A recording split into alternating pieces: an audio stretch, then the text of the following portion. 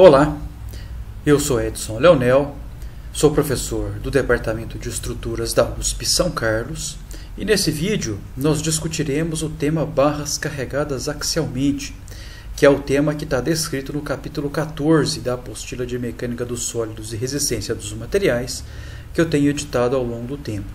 Se você quiser uma cópia gratuita dessa apostila, basta me encaminhar uma mensagem nesse endereço de e-mail que está na sua tela. Bom, nos vídeos anteriores, nós demos bastante atenção à discussão dos temas tensões e deformações médias e também a lei de Hooke. Então, vimos lá no estudo das tensões, nós conseguimos calcular facilmente tensão normal e também tensão de cisalhamento, assumindo a hipótese de tensões médias, ou seja, assumindo a hipótese de que todos os pontinhos pertencentes à seção transversal da barra analisada resistem ou transmitem de forma igual ao carregamento externo e, consequentemente, às forças internas aplicadas.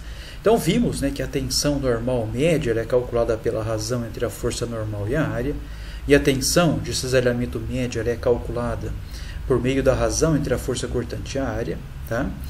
Em seguida, vimos que podemos calcular também as deformações no corpo, uma vez que, devido à aplicação do carregamento externo, existirá, claro, o surgimento de forças internas e, consequentemente, esforços solicitantes que dão origem às tensões.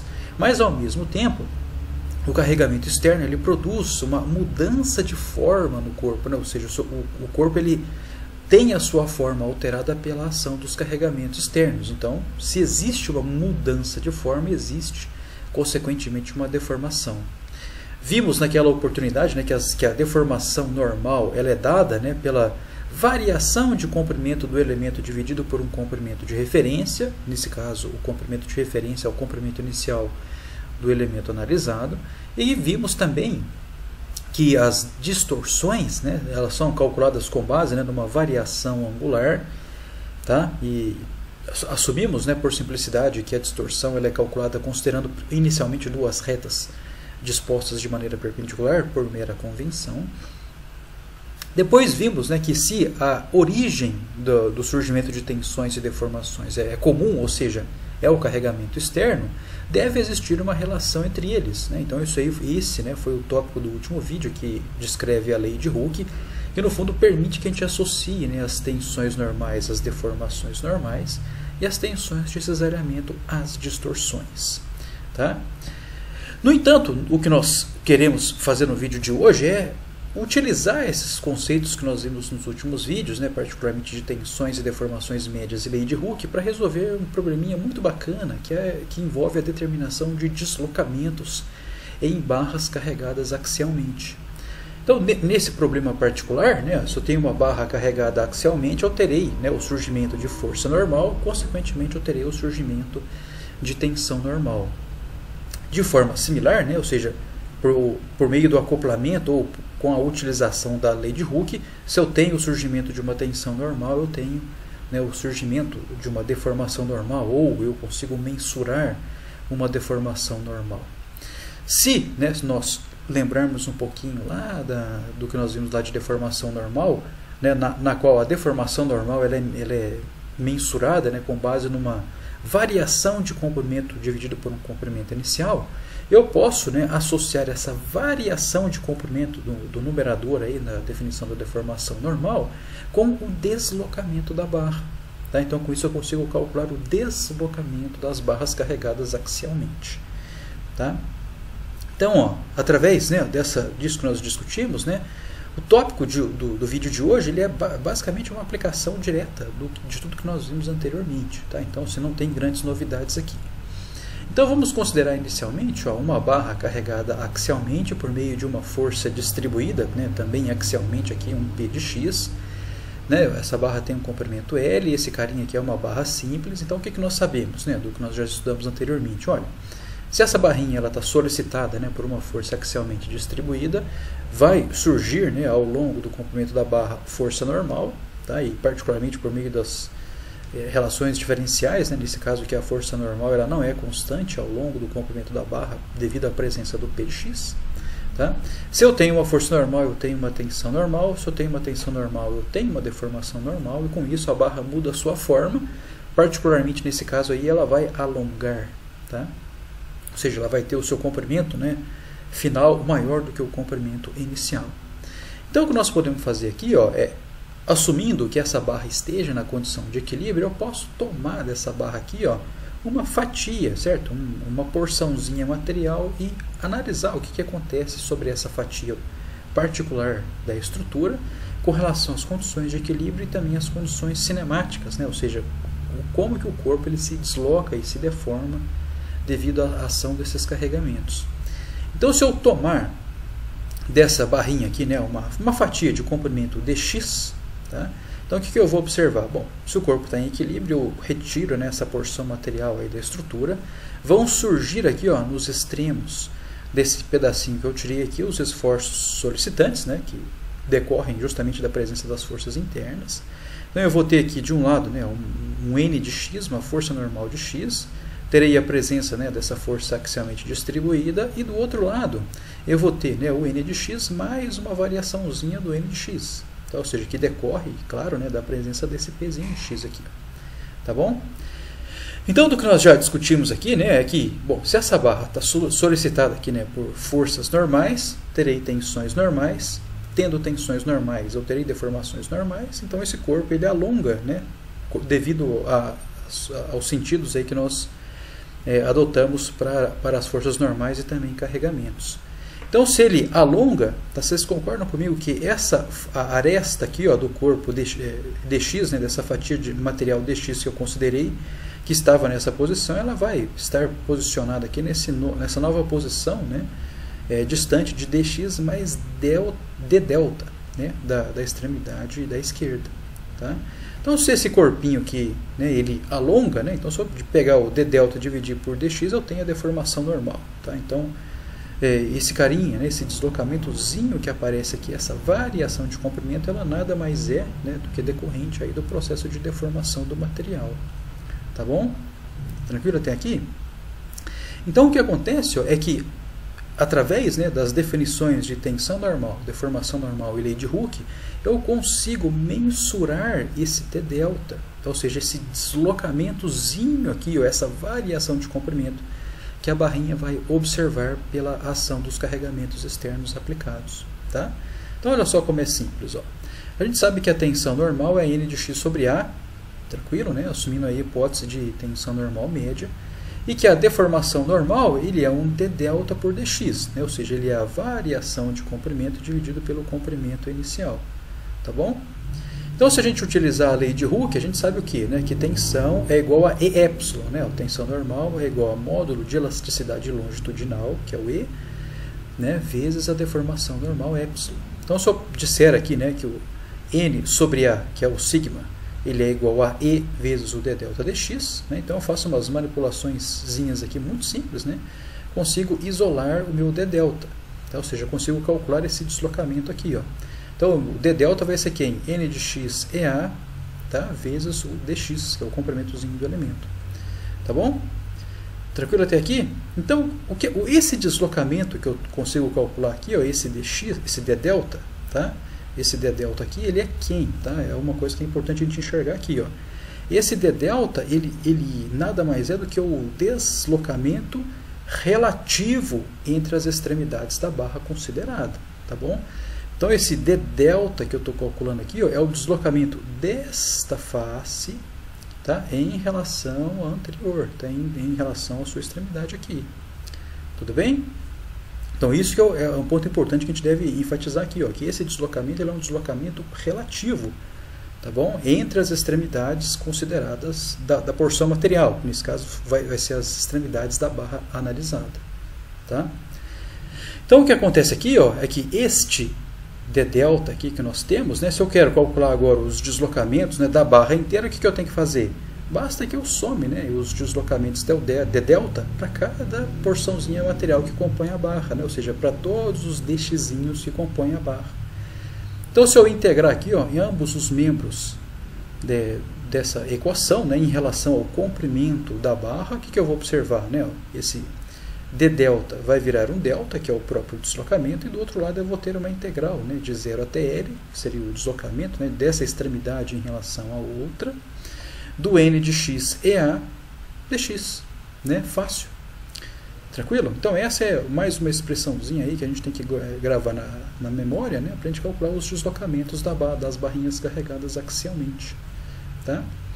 Então o que acontece, ó, é que nessa expressão, muitas vezes, né, o n de x ele pode ser variável. Né? Então, ou seja, se eu tiver num dado elemento de barra simples, né, uma carga axialmente aplicada, certamente, né, a força normal ela vai variar ao longo do comprimento da barra. Então eu preciso obter uma expressãozinha que descreva a variação da força normal ao longo do comprimento da barra. Então com isso a gente integra ela aí. Tá?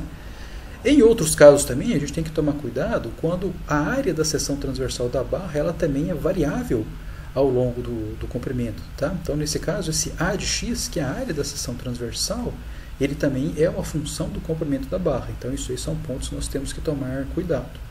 Tá? Então esses dois, né, seriam as condições, digamos, mais complexas, né, de avaliação dessa integralzinha aí, ou seja, a situação onde a força normal e também a área da seção transversal variam ao longo do comprimento da barra. Por outro lado, existem, né, situações mais simples, como os casos de treliças planas, por exemplo, né, onde a força normal ela é constante ao longo do comprimento da barra. Tá? Então nesse caso aqui, esse n ele é um número, né? Ou seja, ele não depende do x, não depende do comprimento da barra. E, né, se a força normal ela não depende do comprimento da barra, ou ela é constante ao longo do comprimento da barra, então não faz sentido a área da seção transversal também mudar, né, ao longo do comprimento da barra. Então, se esse é um caso, né, seria o extremo oposto, né? Ou seja, o caso mais simples de avaliação dessa integral, onde o n ele é constante e a área também é constante. Então, nessa situação, esses caras todos aqui são constantes, né, em relação ao comprimento da barra, né, ou em relação a esse dx. Então, eles podem sair fora da integral, e essa integral aqui de 0 até L de dx vira o próprio comprimento da barra. Então, essa seria a situação mais simples de avaliação desse carinha aí. Tá certo? Então, o que a gente vai fazer agora é fazer duas aplicações bem simples, né, para a gente ilustrar para vocês como que a gente aplica essa equação, né, e depois a grande vantagem dessa equação é que ela possibilita, né, a introdução de uma condição de compatibilidade extra, que faz, né, com que nós possamos resolver problemas estaticamente indeterminados. Mas isso aí é tópico de vídeos que a gente vai ver na sequência aí, tá bom? Então vamos resolver um exemplinho para vocês verem que isso é bem simples. Ó.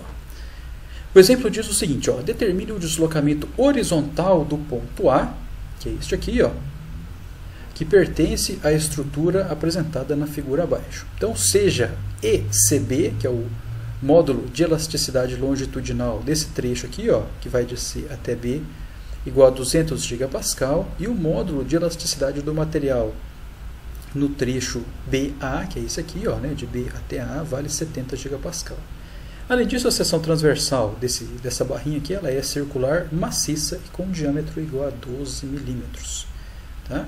Então, lembrando da definição lá do deslocamento, né, do delta, ele é o quê? Integral de 0 até L do n de x EA dx, né, integrando esse cara aí. Então, o que nós precisamos fazer? Olha, precisamos inicialmente determinar, né, quais são as expressões que descrevem a variação da força normal ao longo do comprimento da barra. Os módulos de elasticidade do material já foram informados e já foi informado também, né, a geometria da seção transversal, né, com as suas dimensões. Então, é bem tranquilo, né, avaliar essa expressão aí.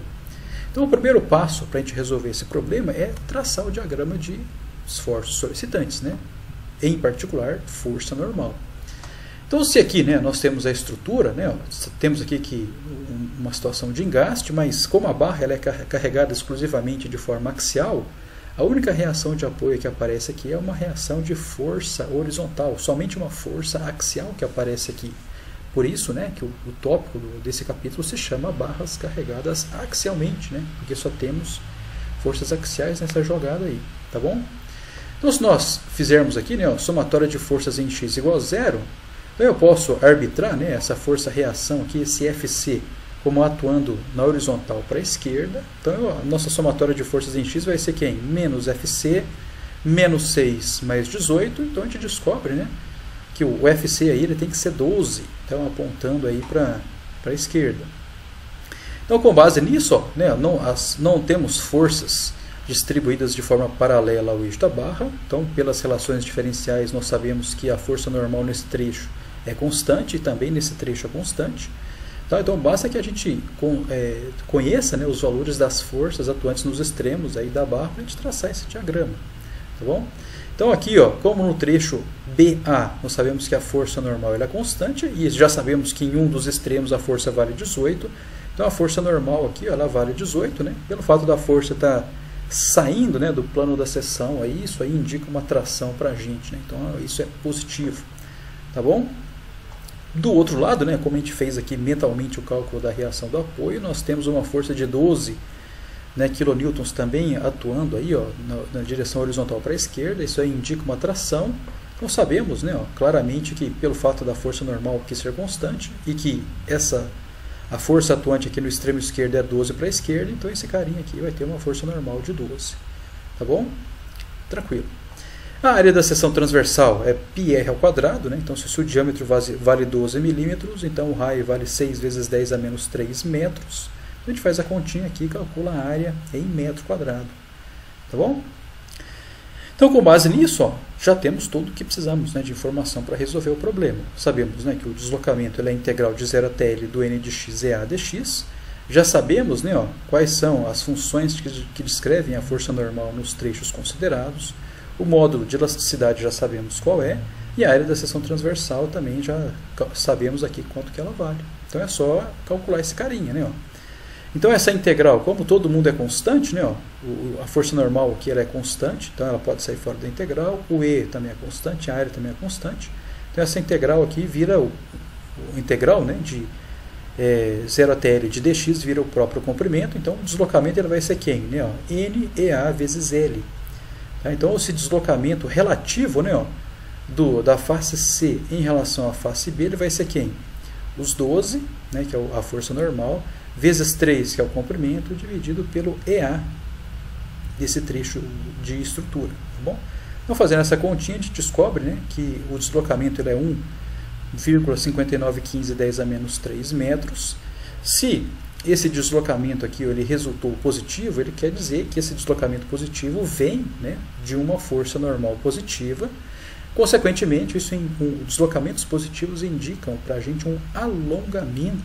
Tá bom? É isso essa que é a interpretação que nós temos, ou seja, ele é um alongamento. Então, nesse caso aqui, ó, se a estrutura está presa na extremidade C e o deslocamento foi positivo, então quer dizer que esse deslocamento que nós temos aqui ele é um deslocamento para a direita, né? Ou seja, a barrinha está sendo alongada pela ação do carregamento externo. Tá bom? Para o trecho BA, a ideia é a mesma, né? Ó, pegamos aqui a força normal, multiplicamos pelo comprimento, dividimos pelo EA e descobrimos que o deslocamento, né, nesse trecho ele é 4,5471 10 a menos 3 metros. Tá bom? Então, enfatizo de novo, ó, que esses deslocamentos calculados, eles são deslocamentos relativos, tá bom? Entre as extremidades da barra considerada. Então, esse deslocamento aqui, ó, de CB, ele é quem? Né? Um deslocamento relativo da face B em relação à sua face C, tá bom? Ou seja, ele é o deslocamento relativo entre as extremidades de barra consideradas, tá bom? De novo, esse deslocamento BA que nós calculamos aqui, ó, é o deslocamento, né, ó, da face A em relação à sua face B. Ele é o deslocamento relativo. Tá bom? Então, para a gente calcular qual é o deslocamento do ponto A, o que nós temos que calcular? Bom, o deslocamento relativo do B em relação ao C, mais o deslocamento relativo do A em relação ao B. Tá bom? Então, como ambos os deslocamentos resultaram positivos, né, ou seja, ambos geram, né, um alongamento, basta que a gente some esses deslocamentozinhos aqui, ó. Tá bom? Então, somando, a gente vai descobrir que a extremidade A ela desloca-se, né, de 6,1387 10 a menos 3 metros. Bem tranquilo, né, a solução desse exercício aí. Tudo bem? Tranquilo? Então, muito bom. Então, vamos resolver mais um exercício aí. Esse exercício diz o seguinte, ó, que determine a força transmitida por cada um dos materiais que compõem a coluna abaixo. Então, seja aí, ó, o módulo de elasticidade do material 1, 22 10 a terceira kN por metro quadrado, e E2, que é o módulo de elasticidade do material 2, igual a 10 vezes 10 a terceira kN por metro quadrado. Então, nessa coluna que a gente vê aqui, ó, ela é uma coluna de 1,5 m de comprimento, Porém, ela tem aqui, né, o seu diâmetro externo de 4 centímetros e o diâmetro interno de 2 centímetros, mas nós vemos que essa é uma coluna formada por dois materiais. Olha só que legal.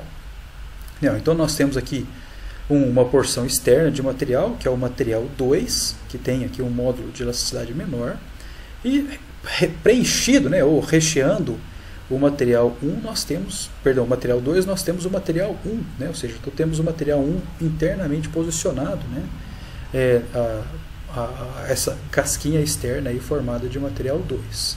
Tá? Então, a princípio é tranquilo, né, você vê que a estrutura é muito simples, né, uma estrutura que está apoiada aqui, ó, na sua base, carregada em seu topo por meio de uma força de 9 kN, concentrada aqui, ó, no centro de gravidade da seção transversal. Então, a princípio, não tem, você bate o olho e você fala, não tem grandes problemas, né? A coluna ela é isostática, né? Ou seja, se eu fizer uma somatória de forças na direção Y, aí eu consigo, né, impor o equilíbrio.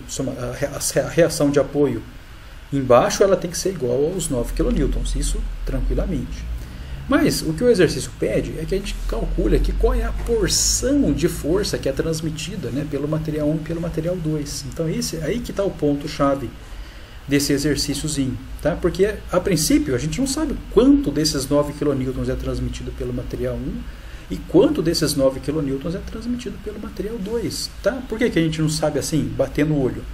Porque os módulos de elasticidade dos materiais envolvidos são diferentes. Tá? Então, para a gente resolver esse exercício de forma legal, nós temos que utilizar essa relação de deslocamento como uma relação de compatibilidade, tá? De tal maneira que a gente consiga, através dessa relação de deslocamento, introduzir uma informação extra no nosso problema. Tá? Então, tranquilo? Então, no fundo, o cálculo de deslocamentos, como nós fizemos no exercício anterior, ele é importante, de fato certo? Ou seja, é importante que a gente consiga mensurar os deslocamentos que atuam nas nossas estruturas, e em particular nas estruturas isostáticas, como foi no caso do exemplo anterior, porque com isso a gente consegue analisar, né, se a estrutura que a gente está calculando, né, ela não se desloca excessivamente, tá, de tal maneira que esse deslocamento excessivo prejudique a utilização, tá, da manufatura na qual essa estrutura está posicionada. Porém, na minha humilde opinião, eu acho que a maior utilização e a melhor utilização dessa equação de deslocamento está na solução de problemas como esse que está apresentado na sua tela, certo? De problemas onde apenas com a imposição das condições de equilíbrio você não consegue resolver o problema, tá? Ou seja, você precisa de condições extras, de condições de compatibilidade extra para se resolver o problema, tá? Então esse exercício, né, inclusive ele está proposto aqui para ilustrar isso para vocês, né, de que essa equação de deslocamento, a grande utilidade dela é fornecer informações adicionais ao problema para você resolvê-lo, né, adequadamente. Então vamos resolver esse exercício aqui. Tá?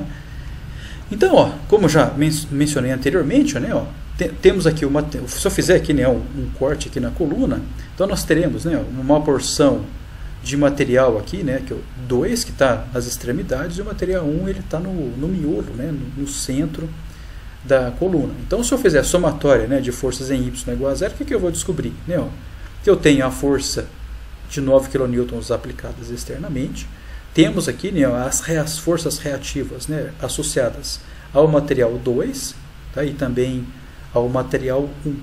Então, se eu fizer a somatória de forças em Y igual a zero, eu vou ter quem? Né, F1 mais, né, F2 sobre 2 mais F2 sobre 2, que no fundo retorna esse F2, menos 9 igual a zero. Então essa é a equação de equilíbrio, né, que resulta, ou seja, F1 mais F2 igual a zero. Perdão, F1 mais F2 igual a 9 kN, onde 9 é o carregamento externo. Tá bom?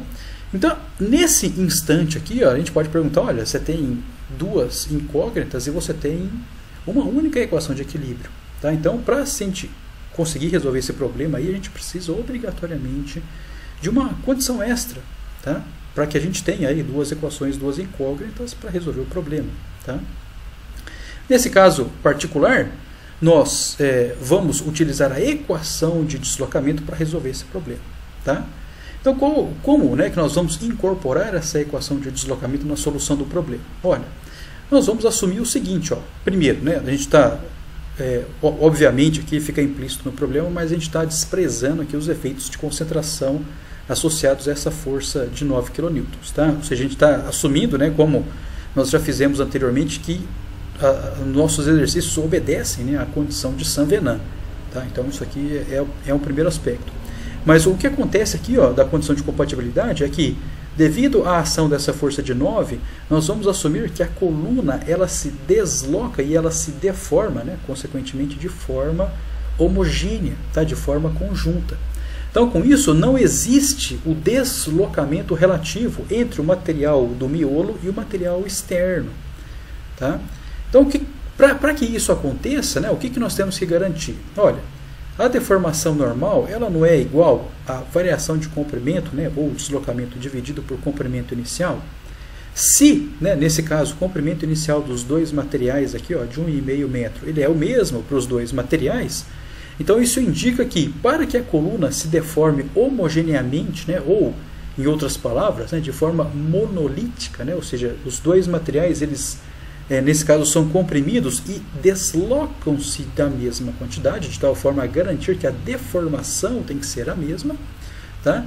Para que isso aconteça, nós temos que garantir que o deslocamento aqui no topo, né, o deslocamento relativo no topo aqui, ó, dos dois materiais, ele tem que ser o mesmo.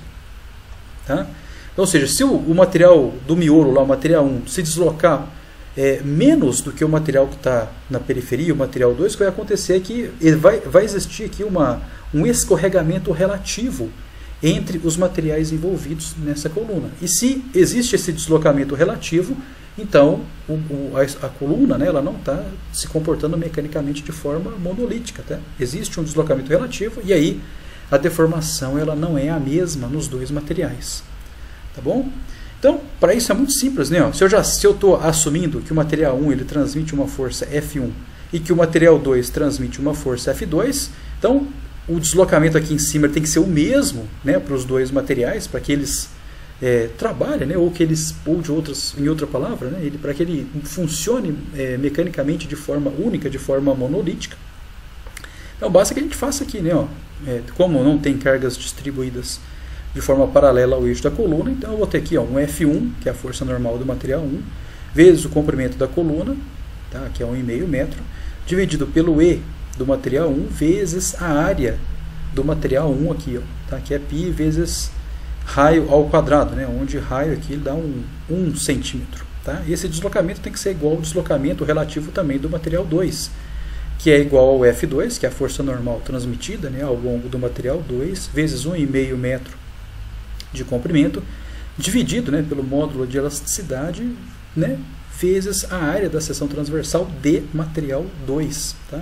Então aí eu preciso pegar, né, o raio externo menos o raio interno para calcular a área efetiva de material 2. Tá? Então a gente faz a continha aqui, a gente descobre, né, que F1 menos 0,07333 F2 igual a 0.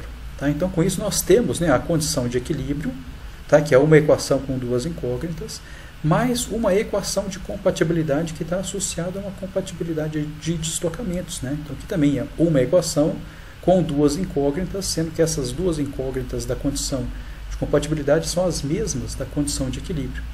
Então aí é só resolver esse carinha. Olha só que fácil. Tá, então a gente pode montar um sisteminha algébrico aí para ficar mais fácil, resolve o sistema, e daí a gente descobre, né, aqui a força F1, ele é 3,80768 kN e a força transmitida pelo material 2 ele é 5,19232 kN. Tá?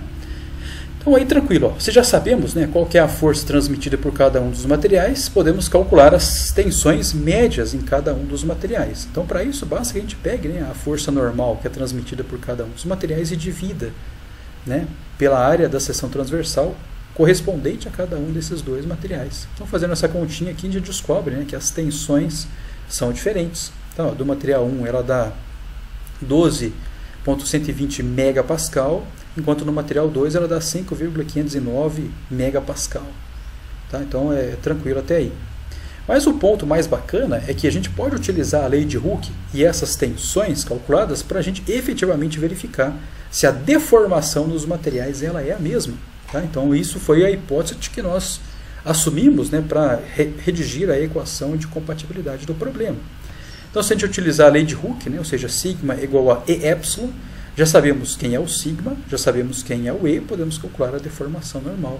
Então, nesse caso aqui, ó, tanto para o material 1 quanto para o material 2, a gente descobre que a deformação normal é igual, tá? E, na verdade, isso tinha que acontecer mesmo, porque nós assumimos essa hipótese como condição de compatibilidade para que os materiais, né, eles se deslocassem de forma contínua, tá? E com isso, deslocando de forma contínua, a deformação dos materiais é a mesma, e daí a gente não tem esse deslocamento relativo entre os materiais envolvidos. Então, no fundo, isso nós tínhamos que efetivamente observar como conclusão dessa análise. Tá bom? Ó, quero chamar a atenção por um aspecto aqui, para que ninguém se assuste com isso, tá? Que é o caso de molas. Tá? Então, porque pelo seguinte, quando a gente estuda, né, lá na física, né, as questões das molinhas, etc., a gente vê, né, que a lei de Hooke para a molinha é F igual a K delta, não é isso? Ou F igual a Kx, depende da nomenclatura que você adota, mas que no caso de molinha a gente descobre, né, que a força na mola, tá, a força axial aí, transmitida pela mola, ela é igual, né, a uma rigidez de mola, 1K, vezes o deslocamento da mola, né? Basicamente é isso. Então, até aí tranquilo, a gente vê isso até lá no ensino médio, essas coisas. Mas uma coisa que eu quero chamar a atenção de vocês é que, no caso de molas, tá, mecanicamente falando, a mola ela nada mais é do que um elemento de barra simples. Tá? Eu posso mostrar isso para vocês de forma bem tranquila, olha só. Se eu pegar aqui, aquela expressão, né, do elemento de barra simples, do deslocamento, né, das barras carregadas axialmente, mas se eu considerar, né, que o elemento carregado axialmente, ou seja, o elemento de barra simples, ele está solicitado, né, a uma força axial que ela é constante, ou seja, uma força normal que é constante ao longo do comprimento da barra, e que além disso a área da seção transversal da barra ela também não muda ao longo do comprimento. Então aquela integralzinha, né, de delta igual a integral de 0 a L, n de x, EA dx, ela fica simplesmente igual a esse carinha aqui, né, NL sobre EA. Tá? Então, se eu manipular esse cara um pouquinho aqui, eu consigo escrever ele da seguinte maneira. Tá? Eu posso escrever que a força normal ela é igual a EA sobre L vezes delta, concorda? Então, agora comparem essa equaçãozinha aqui com essa outra equação. Tá? Existe alguma similaridade aí ou não? Tá? Então, no caso de elementos de barra simples, eles nada mais são, né, em termos aí, cinematicamente falando, né, para cálculo aí dos deslocamentos, que uma mola, tá? Onde a rigidez K ele é o EA sobre L, simplesmente isso. Tá? Então eu estou preferi, né, chamar a atenção de vocês nesse momento, inclusive gastar um slide para falar isso, porque mais para frente a gente pretende resolver exemplos com mola, e aí a hora que normalmente, né, o aluno bate o exercício e vê, nossa, tem uma mola, não sei como resolver, porque o professor Edson não mostrou nada sobre elementos estruturais de mola. Então, cara, relaxa. Tá? Então é o seguinte, um elemento de mola, aí, ele tem uma similaridade para cálculo de deslocamento com os elementos de barra simples. Então você não precisa ficar assustado. Tá? Eu sempre faço uma brincadeira, né, dizendo que nós, né, engenheiros, nós não precisamos ter medo. Na verdade, nós nunca devemos ter medo. Né? No máximo, a gente tem um leve receio. Tá? Então, se nos depararmos aí com um problema, exercícios que tenham molas, né, na composição das estruturas, relaxa, não precisa ficar com medo. Né? Basta aí, o que nós, como engenheiros, podemos ter no máximo é um leve receio, mas medo jamais. Tá? Então, isso aí, esse slide é para mostrar, né, que existe essa correspondência entre mola e o elemento de barra simples, e que essa correspondência ela é muito, muito tranquila de ser feita. Tá bom? Então, se vier aí aparecer um exercício com mola, relaxa. Né? Basta que a gente calcule, né, qual que é a força transmitida pela mola, dado a rigidez da mola, calcula o deslocamento, ou vice-versa. Né? Se o deslocamento for dado, a gente consegue calcular a força transmitida nela, sem grandes problemas. Então, para concluir o vídeo, né, o objetivo desse vídeo era mais para apresentar a equação de cálculo de deslocamento e também para resolver, né, exemplos aí com baixo nível de complexidade, sabe? Ou seja, exemplos onde a gente conseguia aplicar de forma fácil essa equaçãozinha.